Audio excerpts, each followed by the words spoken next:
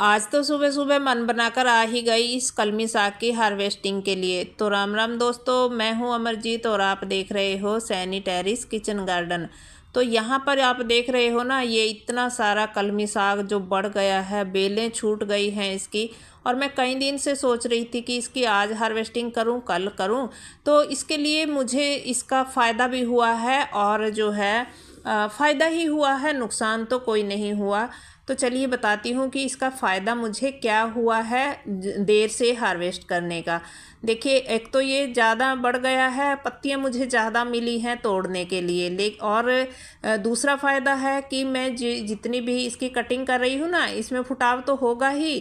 क्योंकि ये एक बार उगाओ और बार बार खाओ वाला तरीका है भाई। तरीका भी है और ये साग भी है, भाजी कह लीजिए, साग कह लीजिए।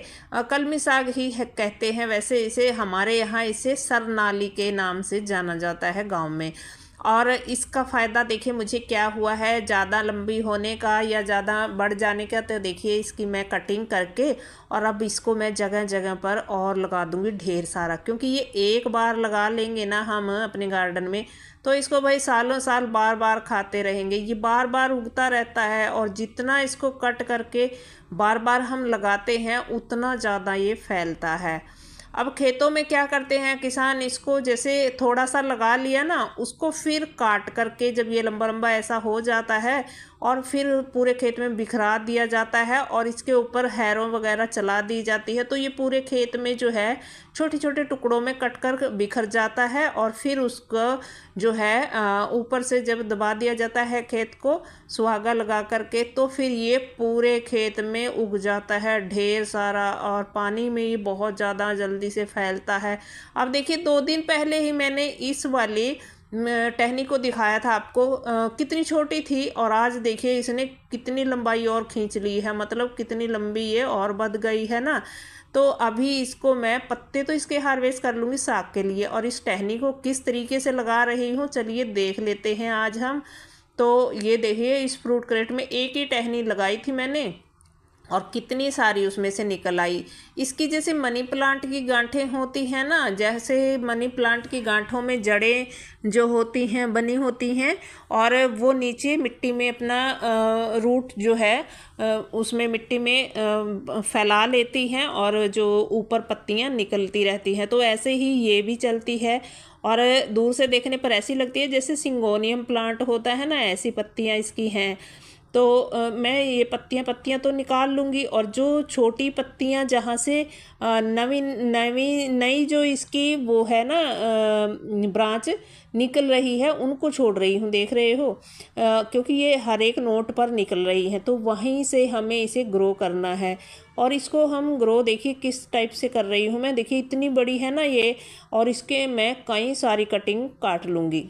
अब बीच में से हमें काटना है, क्या बीच में से मैं ये इसलिए काट रही हूँ क्योंकि दोनों साइड से हम काट लेंगे तो बीच में जो नोट वाला एरिया है ना उसको हम रख लेंगे। एक एक कटिंग इतनी छोटी छोटी हम इसकी लगा सकते हैं काट करके। जैसे ये एक एक नोट है तो एक एक नोट को ही काट लीजिए और उसकी जो नीचे जड़ें चलेंगी तो ऊपर की तरफ ये पौधा बढ़ेगा। लंबाई में भी इसको दबा सकते हैं हम और इस तरीके से एक एक नोट के सहारे भी दबा सकते हैं। फिर इसमें से ढेर सारी जितनी छोटी छोटी करके लगाएंगे उतनी ज़्यादा ये जो है फैलेगी।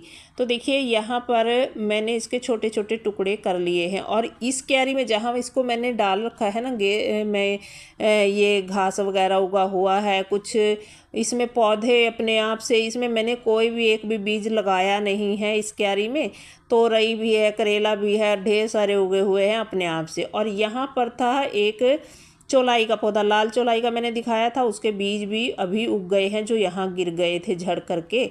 और इसमें से ये थोड़ा सा मैं घास इस कोने से निकाल देती हूँ। इसमें ये बेले वेले भी पड़ी हुई हैं अपने आप, जो खरपतवार जितनी भी निकालती रहती हूँ उधर से, मतलब जो एक्स्ट्रा पौधे की कटिंग वटिंग सब इसी में डाली गई थी, घास वास कचरा वचरा सब, तो सारा का सारा उगा हुआ है। यहाँ पर मुझे देखिए थोड़ी सी जगह मिली है, अब हम गार्डनर को तो जगह की कमी रहती ही है, जहाँ थोड़ी सी जगह मिली वहीं पर पौधा लगा देते हैं। तो इसमें से पहले आप अपनी मर्ज़ी से बहुत सारे उगे हुए हैं क्यारी में, क्योंकि ये कचरे वाली क्यारी ही मैं बोलती हूँ, कचरा डालती हूँ इसमें।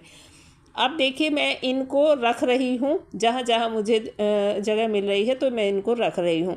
अब जैसे ही मैं इनको रख रही हूँ, बस मुझे इनके ऊपर मिट्टी डालनी है थोड़ी थोड़ी, जहाँ ये इनकी नोट है ना, ये मिट्टी में रहनी चाहिए, बस थोड़ी सी इनके ऊपर मिट्टी ढक जाए। अब मैं डाल देती हूँ इस कट्टे में से निकाल करके मिट्टी। और मिट्टी देखिए बारिश के मौसम में जो है गीली हो जाती है। अब इस कट्टे में रखी हुई थी, ढक रखी थी वैसे, लेकिन फिर भी ये गीली हो गई है। चलिए गीली ही सही, गीली की ही ज़रूरत है हमें, वैसे तो पानी नहीं डालना पड़ेगा। तो मैं इस मिट्टी को जो जितने भी मैंने ये टुकड़े काट कर लगाए हैं ना, देखिए इनके ऊपर डाल देती हूँ। अब ये मिट्टी हम डाल देंगे तो इसकी जड़ें नीचे की तरफ चल जाएंगी। चाहे तो हम इसके ऊपर काफ़ी सारी मिट्टी डालकर ढक सकते हैं, और लेकिन इसकी पत्तियां चल रही हैं तो इसके नीचे नोट जो एरिया है वो वाला बस ढकना चाहिए। तो मैं थोड़ी थोड़ी मिट्टी लगा रही हूँ। जब ये थोड़ी सी ऊपर पत्तियाँ आ जाएंगी, थोड़ी थोड़ी मिट्टी मैं और लगा दूँगी फिर साइड में। और यहाँ पर देखिए ये पौधा निकाला ना लाल चौलाई का, तो यही थोड़ी सी कोने में जगह पड़ी थी तो मैंने यहीं पर इसे डाल दिया। अब इसी क्यारी में फैलती रहेगी ये। अगर मुझे पूरा साल भी इसमें रखनी पड़ी ना और पौधों को निकाल दूँगी तो मैं इसमें ही छोड़ दूँगी इसको, इसी में होती रहेगी, इसी में फिर मैं फैलाती रहूँगी। अपने आप भी बहुत सारी फैल जाती है, क्योंकि मुझे और बार बार जगह जगह बदलने की इसे ज़रूरत नहीं पड़ेगी। ये क्यारी ज़्यादा गहराई वाली भी नहीं है और इसको भी ज़्यादा गहराई की ज़रूरत नहीं पड़ी। अब देखिए जिनको गहराई वाली ज़रूरत है ना, देखिए ये बेलें पीली होने लगी है ना, क्योंकि इसमें गहराई तो है नहीं क्यारी में। तो जितना हमें फ्रूटिंग देंगी, 2-3 तोरी तोड़ भी ली है मैंने, और भी लगी हुई हैं, जितनी देंगी देंगी। अब इस फ्रूट क्रेट में भी ये लगी हुई थी टहनियाँ, देखिए एक टहनी यहाँ भी दबा दी थी मैंने, जहाँ मुझे जगह मिली थी उस दिन बारिश में, वहीं लगा दी थी और ये वहीं हो गई हैं। तो बस मैंने ये भी काट ली है। और अब बारी आती है भाई इस क्यारी की। ये जो मैंने 2 क्यारियाँ बनवाई थी ना, भाई बना कर गया था, तो मुझे अब फिर एक कमेंट आया कि आप ना मैम इसके ऊपर एक प्रॉपर वीडियो बनाइए क्यारी के ऊपर कि आपने कैसे बनवाई, क्योंकि मुझे भी बनवानी है। अब मैंने उनको कहा कि अगर आप आसपास हैं तो आप बनवा सकते हो, मेरे आसपास के एरिया के हो तो आप बनवा सकते हो मेरे भाई से ही। लेकिन वो बोले कि मैं तो गुजरात से हूँ और मुझे भी बनवानी है, मुझे अच्छी लगी आपकी ये क्यारियाँ। तो भाई अब इतनी दूर तो भाई नहीं जा पाएगा बनाने के लिए, आप अपने वहीं से किसी वेल्डिंग वाले से इसको बनवा सकते हो। और आप कह रहे थे कि बताइए, वैसे तो मैंने पहले भी जिक्र किया है इनका, वीडियो डाला है। और इनमें देखिए कितनी अच्छी सब्जियां मेरे यहाँ हो रही हैं। मिर्चियाँ भी भर भर के हुई पिछली बार भी, अब फिर ये पुराने पौधों पर लगने लग गई हैं और कुछ पौधे ये सूख गए हैं तो इन्हें हटा भी दूँगी मैं। ये पुराना ही पौधा है, कटिंग किया था इसको। और मैंने यहाँ पर ये लगा दी हैं कुछ और भिंडी के पौधे, क्योंकि कम रह रही थी एक क्यारी में और मुझे लगा कि 2-4 बीज और लगा देती हूँ। फिर मैंने यहाँ जगह खाली देखी तो यहाँ भी भिंडी लगा दी। अब देखिए इनमें कितनी अच्छी भिंडी ग्रो हो रही है। और पिछली बार भी इसमें यहाँ मिर्च थी, बहुत सारी मिर्चियाँ लगी, उधर भिंडी लगी, तो काफ़ी अच्छा फ़ायदा है इनका। अब इनकी गहराई देख लीजिए आप, 10 से 12 इंच है, लंबाई 6 और चौड़ाई 2.5 इंच है, 2.5 फुट और लंबाई 6 फुट है। तो इतनी इनकी जो है ये है लंबाई और चौड़ाई, और गहराई आप देख ही रहे हो। और ये फ्रेम बना करके भाई ने फिर इसमें फाइबर सीट नट लगा करके लगाई थी, होल भी बना दिए थे, ड्रेनेज होल। तो भाई अब मैं साग लेकर चल दी हूँ। आशा करती हूँ आपको वीडियो पसंद आई होगी और ये कटिंग मैं बाद में लगा कर जाऊँगी।